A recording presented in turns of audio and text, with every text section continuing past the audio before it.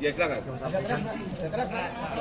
Baik, saya adalah orang tua daripada korban, yang mana saya punya kewajiban untuk menjaga hak hidup daripada anak saya. Ya. Dan ketika terjadi hal seperti itu, anak saya meninggal dengan keadaan yang memang perlu mungkin saya ambil langkah-langkah untuk mencari penyebab daripada meninggalnya, karena luka-lukanya yang saya lihat seperti ada hal-hal atau mungkin perbuatan-perbuatan lain, sehingga hati saya terketuk sebagai orang tua untuk mencari penyebabnya. Ya. Dan kebetulan ada orang yang melihat dan tanggal 31 Agustus setelah saya datang ke Jalan Perjuangan, di depan SMP 11 bertemu dengan saudara A dan D, dan kemudian dia menyampaikan kalau melihat kejadian tanggal 27. Ya.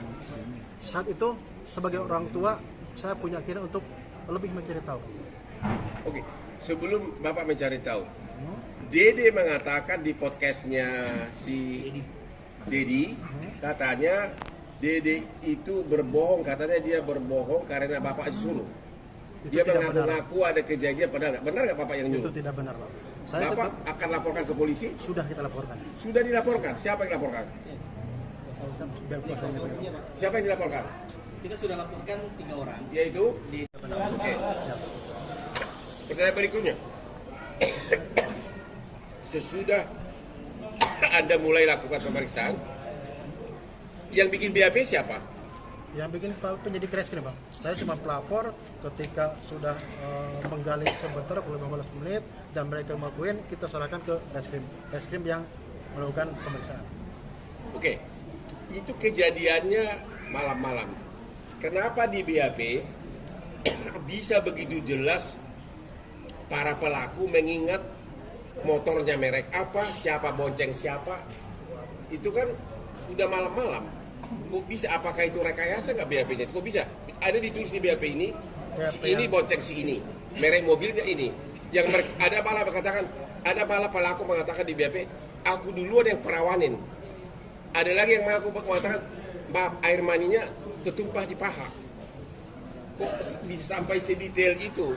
Itu direkayasa atau memang begitu pengakuan para korban? Kalau saya sendiri sebagai pelapor tidak ada rekayasa, Bang. Ya. Pada saat kami menggali informasi dari para terpidana, itulah yang saya tuangkan di LP dan berita acara.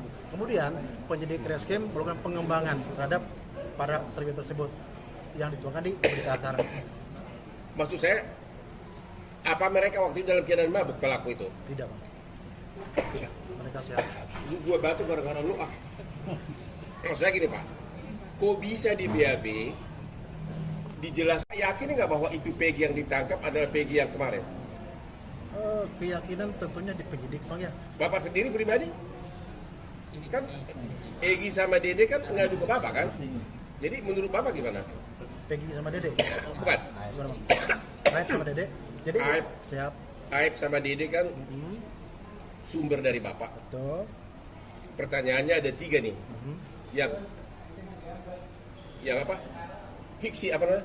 Fiktif. Yaitu siapa? Peggy sama Dada.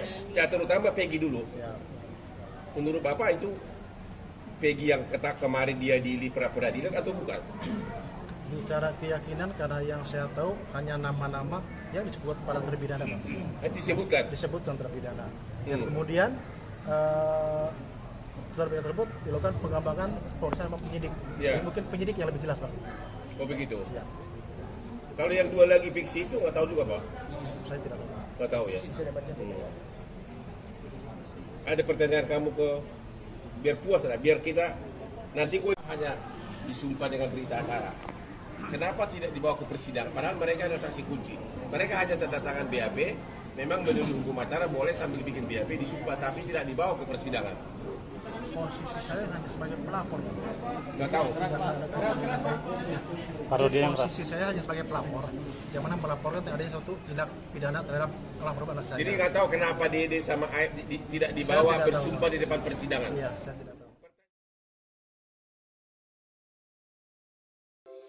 Di antara banyak sumber informasi, kami layak dipercaya karena kami menggali lebih dalam, berpihak pada kebenaran, berpegang pada data dan fakta, agar layak Anda jadikan referensi. Kompas TV, independen, terpercaya.